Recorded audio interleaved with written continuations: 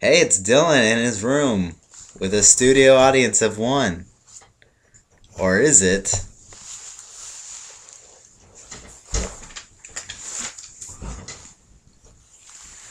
Michael Moore documenting a film on how Dylan loves sports writing with an audience of one.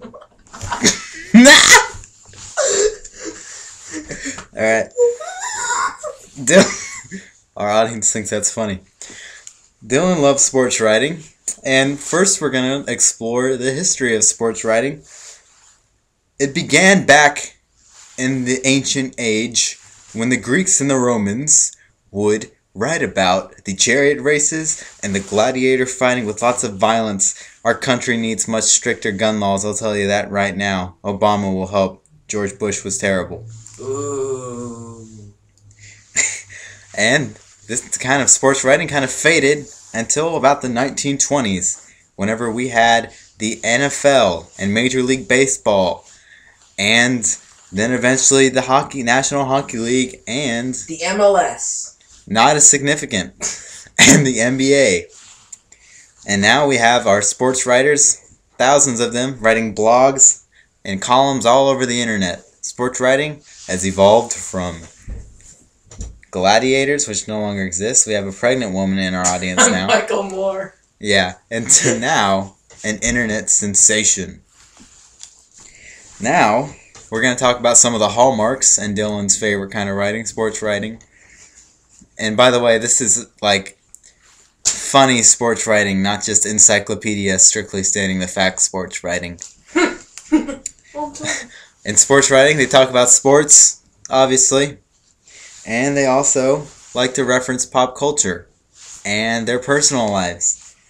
And a little more structure, as far as the structure goes in the writing. They like to have an intro paragraph that is not really their personality before they dive into their funny stuff. First, and now, poor transition there, but oh well. Now we're going to talk about three of Dylan's favorite sports writers. The first is Tim Cowlishaw. He is a columnist for the Dallas Morning News. He's worked there since 1989. Let me show you a picture of Tim. He's a fine-looking fella. Where is he? I can't see him. There he is. Oh, wait, no, he's not.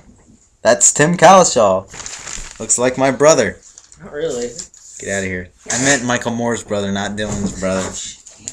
And he's worked since 1989, and that's a long time to work somewhere. Go Tim Cowlishaw. You keep doing that. He also appears on Around the Horn. He's a very funny little writer. It's Around the Horn, not PTI. What? Okay. The next one is J.A. Adonde. He also appears on Around the Horn, and he also works at ESPN. He went to Northwestern University, and he's worked for newspapers such as the Los Angeles Times, the Miami Herald, the Washington Post, and the Chicago Sun-Times. He's a very accomplished young man. What's his real name? J.A. Adonde. What does J.A. stand for? I have no idea. I don't know. I don't know anything about J.A. Adonde. Just joking. He's one of my favorite writers, or Dylan's favorite writers. I'm Michael Moore. And the third and final one is a new addition to the club. Dylan's third favorite writer is Bill Simmons. He's a funny guy. He grew up in Boston, and he's very biased towards his Boston sports teams in his writing, but that's why Dylan admires him so much. It's because he managed to maintain his credibility while still being very favorable towards his home Boston teams. Go Bill. He's had an ESPN column since the year 2000, and he's one of the very first successful internet sports writers. So go Bill once again. That's about the third time I've said that. And now we're going to give you some examples of this fine sports writing that Dylan loves. Just brace yourself to be disappointed. The first one is by Eddie Sefko. He is the beat writer for the Dallas Mavericks and the Dallas Morning News. You stop that. This is an article about the Mavericks losing without Dirk Nowitzki. Here we go. I'm going to read in my Dylan voice, not in my Michael Moore voice. Jason Kidd was explaining what it's like playing without Dirk Nowitzki, and he fell back on one of his other passions besides basketball, music. This is Jason Kidd speaking. He's sold the most albums, Kid said of Nowitzki. We're the Commodores, and he's Lionel Richie. It's a good comparison. Yeah. If that's the case, beautiful music has been missing for weeks, more than 2 weeks, and the Mavericks are more than ready to get back in tune. That's where you laugh, because you're the studio Oh, audience. my bad. Yeah. Alright, good example, right? Yeah, the next one comes from Mr. Tim Cowshaw, and we'll see why Dylan loves him so much. It's about the Seattle Seahawks and why the Cowboys need to have a home crowd more like the Seattle Seahawks up in Quest Field. It won't help the Seahawks this week, but while every team says it appreciates the home field advantage, in Seattle this isn't just lip service. Having been to Quest Field for both Romo's famous botched snap and the only NFC title game in Seahawks history, I will vouch for Seahawks fans. This place is crazy. I don't know.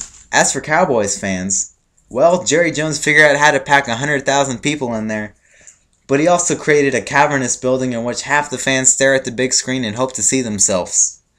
A 2-6 home record in 2010 speaks loudly. I got a solution. Win some games. There you go, studio audience. We didn't ask your opinion, but thank you. And the third and final one comes from the hilarious Bill Simmons. We have 2 examples. This is Bill Simmons in his book of basketball, writing a what-if situation. He's listing things he would like to change about the NBA. His first one is, I wish we didn't have NBA sideline reporters, but if we have to have them, and I really don't see why, I wish we hired casual female fans like my wife. Why? Because casual female fans notice things during sporting events that nobody else notices. My buddy Strick once sent me a Bruce Willis in the house text during a Clips game. I quickly relayed this information to my wife, who scanned the lower sections of the arena with the intensity of Jack Bauer looking for a terrorist in a crowded mall. Within about 10 seconds, I found Bruce sitting courtside to her right, like she had some sort of homing device in her head. Then she spent the next 30 minutes watching him and making comments like, he seems nice, to the lady next to her. So why couldn't someone like my wife be a sidelines reporter? Why pretend that this is a serious gig? My wife would file reports from the Blazers huddle like, guys, Greg Oden seems sad. He just seems sad tonight. I hope everything's okay. Or, Phil Mickelson and his wife are just sitting courtside and guys, I do not like her roots. Or even, guys, I'm still trying to get an answer from Amari Stoudemire as to why he would wear that suit. Lime green is just not his color, as we all know. That's pretty funny.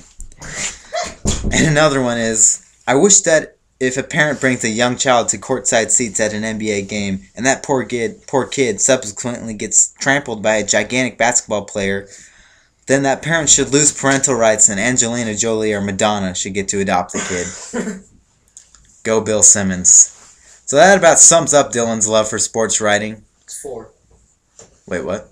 You said go Bill Simmons 4 times. Oh, crap. Yeah, you're right. And, yeah, that's sports writing for you. And I'm Michael Moore, and I'm saying goodbye. Hello. There you go. Hello. I love sports writing. Hello. It's great. Thank you, studio audience. Hello. We'll be back next week.